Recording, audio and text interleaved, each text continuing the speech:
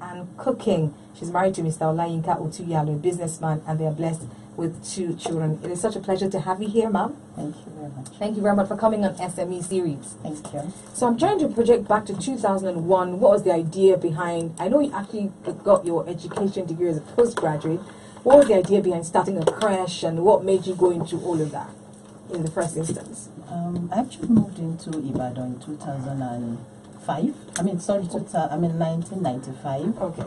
And I was home for some time. Then all of a sudden there was just this vacuum around, people looking for creches to drop their babies.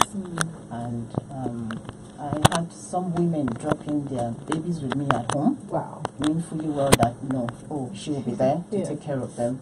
And after some time, I just looked at, the challenges young mothers were having then, and I tapped into it. And it actually became one of the oldest creches in town then, because there were just few. Maybe in Bodija they had about just 2 or 3. Yes. And with that, I started with it, and the Lord helped me, and it grew. And it was a preschool for the first 6 years thereabouts. Right. Before, as usual, there was a demand, we need to have the primary session. If not, we'll move into some other schools. So I actually moved into that, and since then it's been good all the way. Wow, fantastic. Now, do you feel, looking back, that you wish maybe you had done some training or courses? I know you went into it abruptly because maybe necessity and all of that. But I actually didn't have, I need to say, apart from child care, I didn't really have much from, while I was having the crutch. But when the need came up to have a nursery school, I had to start looking into getting a proper education, which was what actually took me to University of Ibadan. So you do your postgraduate in I had my education. PGD in education. PGD. Right. And now in hindsight as well, when you see people start, because we have now, as opposed to back in the day when it was just you and a couple of people, we have lots of, places like that all over the place where you can keep your children. A lot of people don't even have what it takes. And, because they just think, it's easy, I have a space, pack your children and bring them here. What would you say to people like that with regards to learning and development? I would rather tell them that you need to know what you're doing. Because if you don't have a proper education in whatever you're doing, you're actually at the mercy of whoever is working with you, and whatever they put into your work is what you move with. Right. Apart from going to UI to learn a few things, I had to go for some courses, both local and international, and that actually helped me with my work. So there is nothing anybody wants to tell me about it, the level where I am now, education-wise, and running the school, that I will not be able to defend myself. And you also need to understand that learning is actually an ongoing process. You don't stop at it, you keep learning. In any opportunity, you have an area you think, what exactly is going on here, what's new in town, what's new in the field. You just have to go in and make sure you learn more about it. Absolutely. And a lot of people seem to think, especially when it comes to some businesses, which has to do with maybe creativity as well. Some people just think, okay, it's just about, what could there be in just packing a few children in the house, making sure they don't die, make sure they sleep, make sure they eat.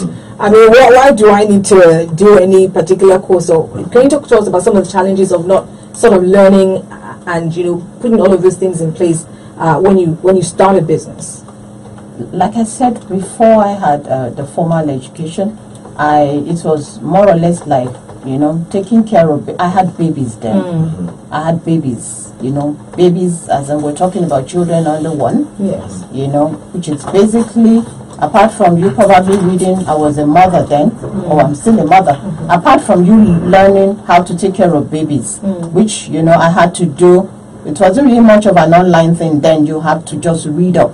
So for someone that you're ready, you're willing to learn, you have to read. You have to learn to read. So taking care of babies, then I had to go into reading of child psychology, child care, and things like that. And that helped me too. Right. And what are some of the courses that you took, or what are some of the things that you had to learn in order to be the big brand, big entrepreneur that you are today? Like I told you, I had the PGD. I had early childhood courses abroad. I had some South Africa, UK. I had also been going for seminars and programs here in Nigeria. Some schools, they have programs that you run for teachers. every week, every month, at the beginning of of every school session. So we keep going on going to such programs to update. Right. Now, and anytime there are online programs too, I get to register for them. Right. Now, a lot of people, especially employers, tend to see staff come and go. And obviously, like you said, learning is something that you do all the time. If you have people working for you, it used to be just you with the children. After a while, you start to get help, and now you're a big organization. You have, but then there's also a place of training those people. But you see people come and go. A lot of employers seem to have a problem with, okay, I'm spending so much money training these people, and they're going to other schools. Especially, I think, in the industry, the education industry, they're so easy to poach. Teachers are so easy to poach. How do you deal with that? I think really, as an entrepreneur, and into the business of education, there's no way you can run it effectively without training your staff, because you want to be abreast of whatever is going on in the industry. You don't want your school to be working on old methods. So you really have to train your staff. And for me, really, training and giving them a platform to express themselves, it goes a long way, because, you're training them, they have a sense of belonging in whatever you're doing. You give them, things to handle. You give them, responsibilities, and you pay them well. I think when you put those two together, and they know that, whatever training I've gone for right now is just not going to stop there. I will still be allowed and given the opportunity to go for more. I think it helps, and it, gives them more of security, and it makes them to stay longer. I need to say that. And also, if the pay is attractive, people stay as well. And how do you rate them? For example, if you send them on trainings, for example, a lot of employers also have that issue. Sending them on training and trying to rate how effective the training has been, to that staff that you sent on training of 100K, training of 50,000 naira. Now, I want to know how to sort of measure the result of that training. How do you do that? What we do, we send for training depending on the area we want you to look into. Maybe area that you're handling, and probably you need more education, training or development on it. We send you training on that, in that area. And having done that, you come back.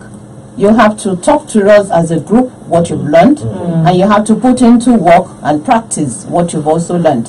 So with that, you realize you just don't go for a program or you go for a training, and all you do is just doze off during the program. Once I get back, I'll have to report, and I'll also have to train some other people concerning whatever I've gone out to do. Fantastic. All right, for those who are just joining us, it's a fantastic time on SME series.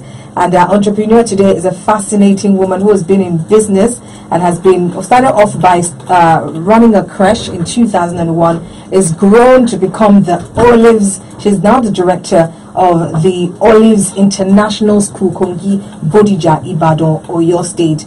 And if you want to ask questions, here's a great opportunity, especially for those who want to, start a creche or go into the education sector, start a school, or even you're an entrepreneur of any kind. I know she's a businesswoman, Juduko. Namdi and I were talking about how a lot of people think it's not just about talent, but you have to learn the business of things, as well. So even with running a school, you have to learn the business of things. Doing business, yes, in the school. So I'd just like to add to what she has said with regards to measuring development after a particular training program. So I'm going to take an example, for instance. I know we're talking education, but permit me to use the hospitality sector, because it's very, they are very customer centric. Say, for instance, you notice that many of your staff or many of your customers keep complaining about the attitude of your staff. So what can you do? You can send them on a customer care management training. And so what are the things you want to look out for? You want to look out for, okay, what was the rate of complaints after the training, right? Then how many more customers are beginning to patronize the organization? That's number 2. Number 3, how many referrals are you beginning to get from more customers? So these are some of the metrics that you could use to measure the impact of that training. So for any training that you're sending your staff to, you could actually draw up and decide beforehand to say, okay, these are the kind of results I want to see, and then that will also inform the choice of training that you're going to select for them. So that way you can keep an eye on your return on investment. Absolutely. We're talking about learning and development. You want to see your business grow, it's important for you to learn it's important for you to get some sort of training. So often before you start your business, yes, a lot of people, are lucky. They start the business and then they learn as they grow. Even though we keep learning anyway, no matter how much learning you do before you start the business, you still have to keep learning and evolving. Of course. But a lot of entrepreneurs seem to think, you know what, I've just got this talent. Let's just start making those beads. Let's just start putting those kids together in one room. Let's just start doing this. All right, I want you to ask your question because we haven't got too much time left. And Mrs. Otuyalo will be here to answer all of your questions. You can call very quickly to 0809 155 1055. 0809 155 1055 is the number to call, or you can text to that number as well. 0809 155 1055. We've got someone on the line here. Hello, good morning. Hello, good morning. Good morning. What's your name, please? All right, good morning. Good to have you here. Go ahead. You have a question? Thank you very much. Thank you very much for calling in. I guess I want to ask, how do you do that? I mean, combine all the things you do and then still sit and have to monitor what's going on. How do you do that? I think really I just want to make sure whatever we're doing it right. And people need monitoring. If you are not monitoring, you leave it, for it to just be. You get a lot of mistakes, and before you know it, you're out of business. Absolutely. All right, let's keep the calls and the text messages coming through to 0809 155 1055. 0809 155 1055. You have a question whatsoever about learning, maybe where to train, what you did specifically, you want to ask, because one day you want to own a school as big as hers. This is a great opportunity. Please call us very quickly. Hello, good morning. Good morning, what's your name? You want to turn down the volume on your radio set for me? Thank you. Please turn down the volume on your radio. Please turn off your radio. Thank you. All right, good morning. You're on to SMEseries. Okay, please, when you call in, don't let me have to ask you to turn down the volume on your radio because I'll have to cut you off because the noise is, very, very bad. All right, so let's keep the calls coming through, or you want to text. Then you can text 0809 155 1055. Calling very quickly because she's not going to be here all day, and I'm sure she can answer whatever question you want to throw at her this morning. Number to text or call is 0809 155 1055. 0809 155 1055. We'll take a quick break and then we'll be right back with Mrs. Otuyalo from the Olives International School, Bodija. And we're talking about learning and development on SMEseries today. Namdi's also joined us here. All right, let me take this call before we go. Hello, good morning.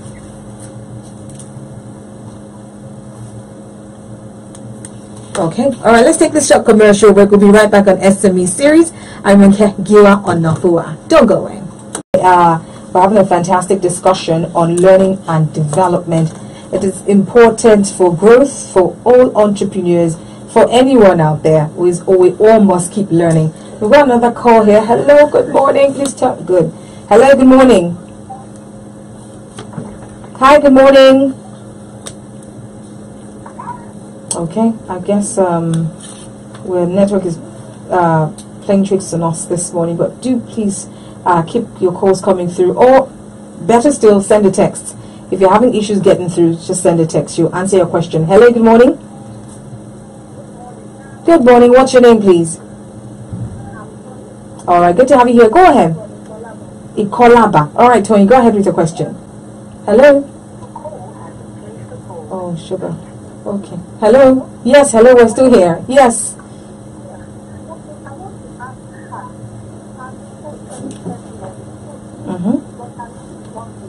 Oh, yes, yes. Advisable. Or quit your job.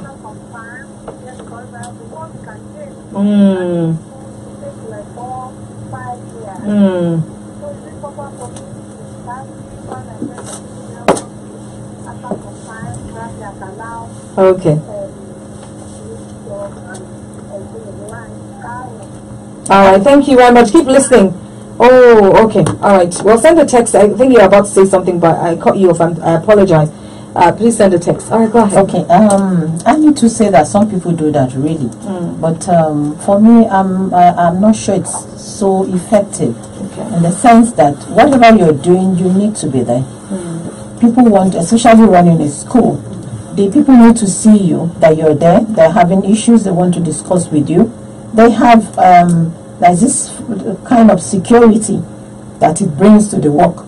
And I think if it's possible for you to maybe start putting your things together, do your business plan, start putting your money together, and start your training whichever way you can do it, maybe when you're on leave or something, and start writing down what exactly you want to do. I think you should start a process, giving yourself time that, okay, I'm going to be working for the next 3 years, and within 3 years I want to try and start putting everything that I need to start a school. You can even start by getting to know what the approval involves, and with that, when you're ready to come out, okay, I've already done the background work, then I can now start and face it fully. But I will advise that you start and you're there. Some people put people there, if you have good money to start with, you can employ a head teacher, but you have to make sure you go there. Maybe after that, if you close from work early, you're there after school for at least parents to see you. Yeah. Okay, this text says, good morning. I want to say kudos to Mrs. Otuyalo. I testify to the fact that she takes training and retraining of her staff serious. Elijah from Ibadan. Thank you very much, Elijah, for that. All right, so I think we can take one more call. So if you call in pretty quickly, you may be able to ask Mrs. Otuyalo any question, and she's definitely on hand to help you, advise you, and assist you with whatever issues you may have starting a business or going through some learning process with your business or whatever. So call in very quickly to 0809-155-1055 or send a text pretty quickly, 0809-155-1055. Hello, good morning. Good morning. What's your name, please? Hi, Wale. Go ahead with your question.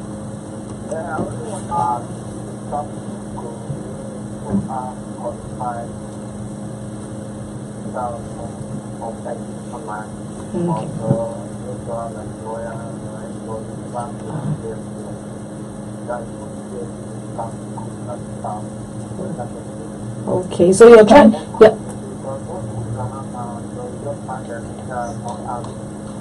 Oh.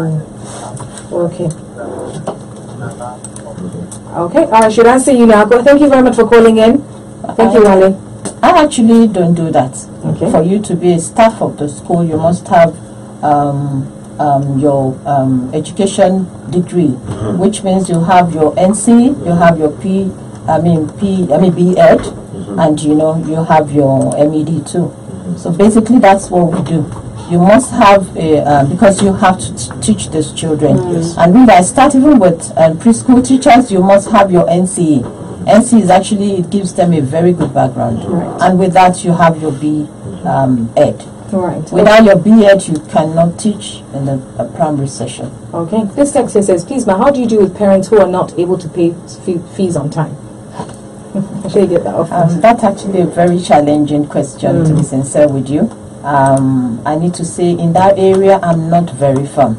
I'm trying to be, but I'm still not firm. We still get to see parents owing us, and basically what we do, we just tell them, we stop the children from writing exams, and I see myself after some time still asking them, let them go ahead and write the exams, but they will not be given their results. But not giving the results doesn't solve anything. I think basically the best thing to do is you give them time after resumption, they are not paying, then they should sit at home. I think it's better that way.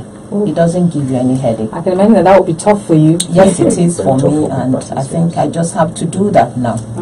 All right, well, I'm sorry we can't take any more. Fortunately, we've got to go. Thank you very, very much, Mrs. Otuyalo, for your time here and for being here. I'm sure lots of people, things we get also from people is, I don't know if you mentor people, I don't know if you sort of, because I think that's really important. I actually do that. I do a lot of mentoring. Oh, wow. You can call me, you can visit me, we can sit and have a chat, talk to you about how to start, what to do, and even during the process, we rub minds together.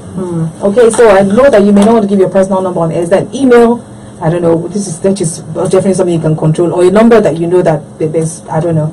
Is there any way people can reach you? at gmail.com. omololaotuyalo@gmail.com. So for those who need mentorship, a text just came to say, oh, if I want to start a school, what are the things to put in place? You should definitely, she will mentor you. Maybe you need someone to mentor you. Just send me. We all need a business mentor. Yes. All right, well, Nandi, thank you very much for your time here as well. Thank you so much. Thank you to the listeners out there. Like I said at the beginning, do take advantage of this upcoming training. We're looking at 3 fantastic courses. One on effective leadership, sales, forecasting, and then marketing features versus benefits. And it's only for just a token fee of 15,000. So please do contact us at info@easy37solutions.org. Thank you so much. Okay, well, that's it on SME series today. Thank you for listening, and of course join us next week when we'll have another fantastic entrepreneur ready to mentor, to teach, to advise on small medium enterprise series next week, Thursday from 10 to 15. And of course we've got some information lined up for you before I leave, so I'll be leaving you in the hands of Catherine, who'll be bringing you that fantastic information in a moment. And then of course at 11 o'clock I'll bring you the news highlight. But after that, the BBC Minute, and then of course Justice in Motion with Bola Bonfi was called. I'm Ronke Giwa.